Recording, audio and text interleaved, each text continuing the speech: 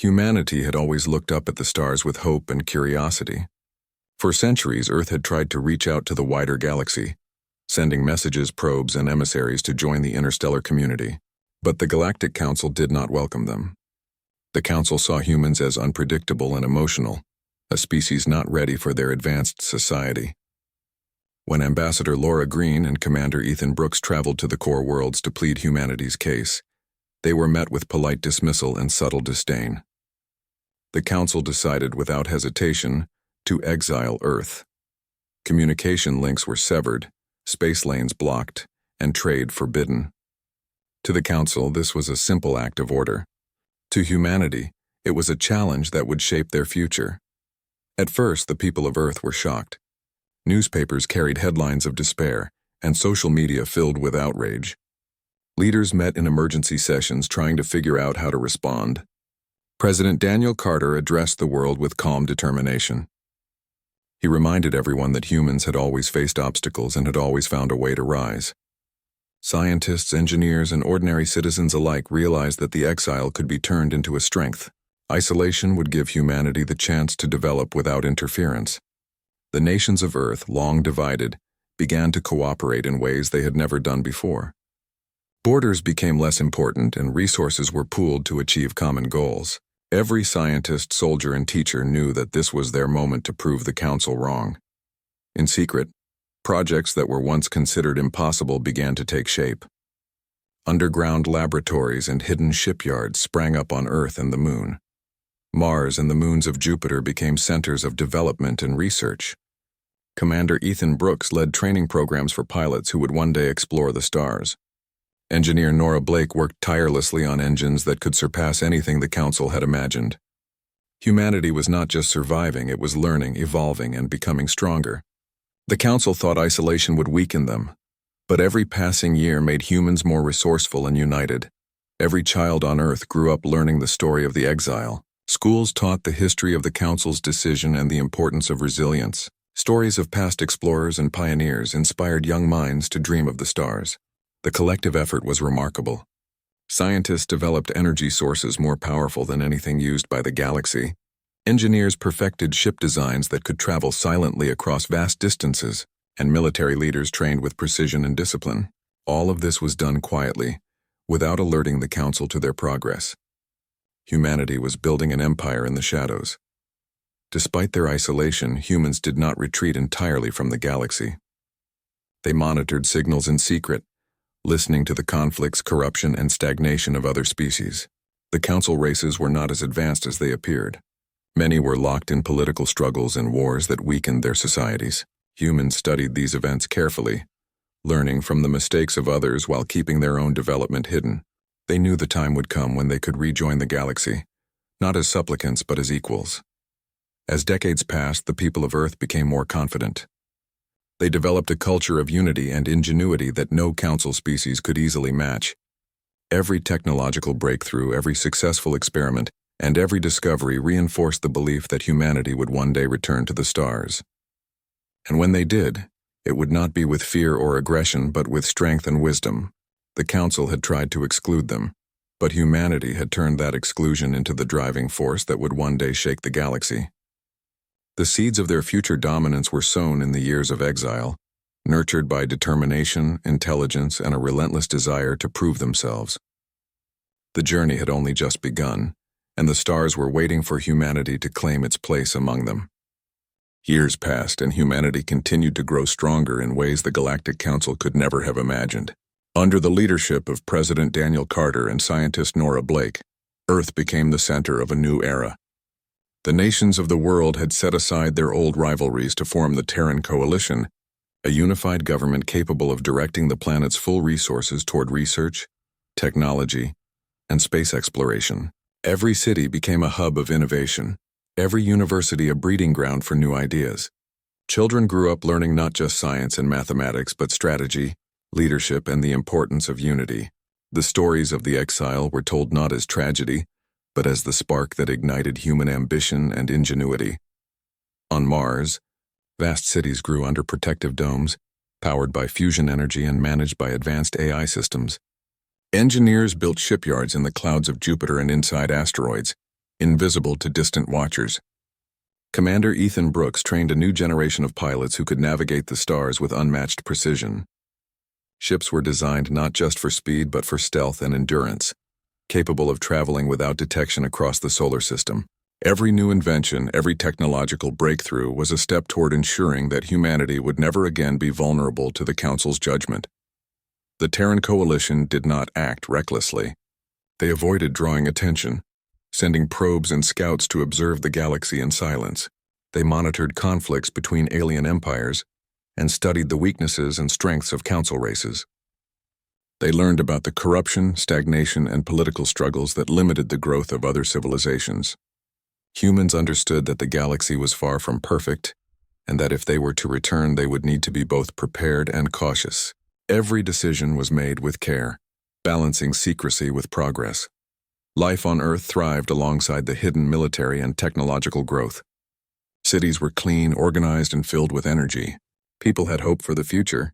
Scientists like Nora Blake and engineers like Lucas Grant worked tirelessly to create quantum engines, biological nanotechnology, and advanced weapon systems that could protect humanity without provoking unnecessary wars. Medicine, education, and agriculture flourished alongside these efforts, ensuring that Earth would remain strong both technologically and socially. Rumors of humanity's growing capabilities began to circulate in the galaxy, even though the Council was unaware. Traders and explorers whispered of strange, unseen ships and mysterious colonies on Mars and the moons of Jupiter. Pirate raids near Neptune were met with sudden and precise counterattacks, and the attackers vanished without a trace. Stories of humanity's hidden power spread quietly, building a legend that the Council could not explain. Humans watched the galaxy, learning from its mistakes and prepared for the day when they would step out of the shadows. That day was coming, and humanity would return not as a weak planet, but as a force that even the Council would have to reckon with. The silent renaissance of humanity continued, and with every passing year, Earth became stronger, wiser, and more ready to reclaim its place among the stars. The day finally came when humanity was ready to leave the solar system and explore the stars once again. The Terran Expeditionary Fleet, led by Admiral Lucas Grant, prepared to jump beyond the known borders of the galaxy. The fleet was unlike anything the Council had ever seen, with ships designed for speed, stealth, and endurance. Each vessel was equipped with advanced engines, cloaking systems, and precise weaponry, although humanity hoped never to use it aggressively.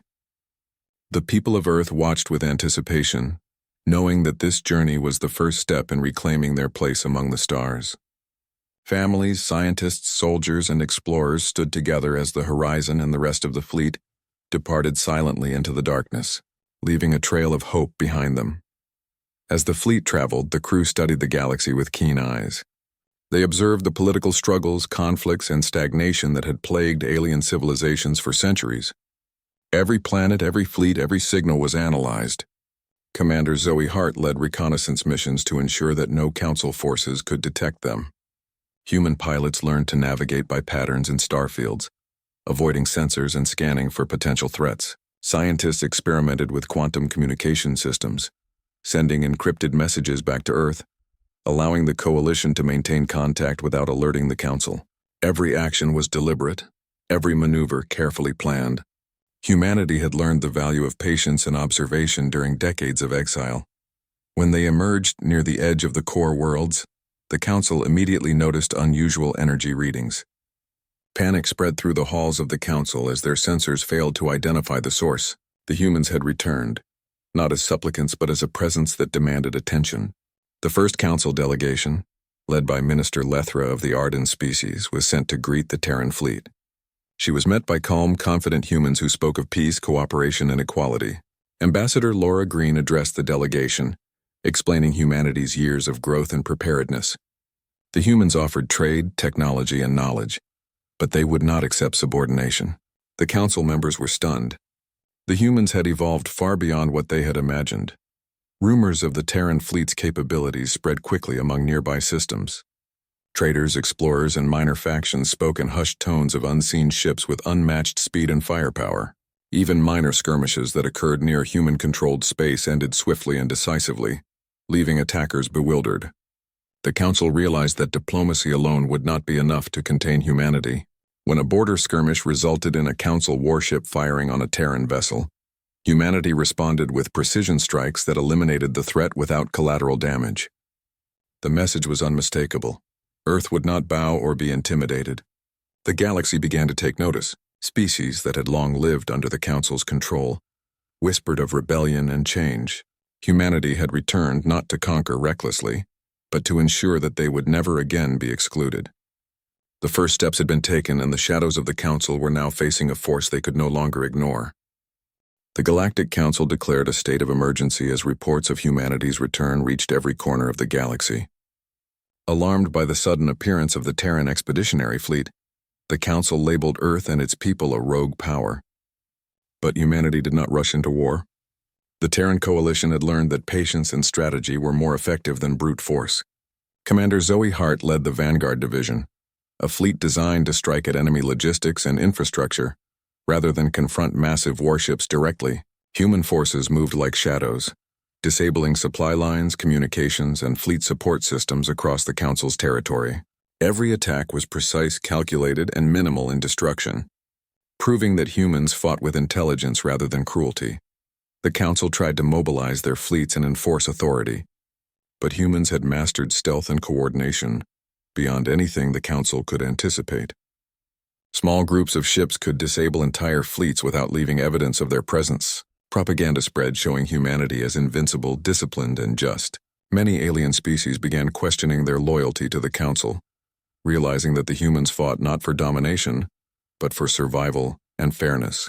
As conflicts escalated, the Council resorted to desperate measures, even using forbidden weapons that violated treaties older than some civilizations.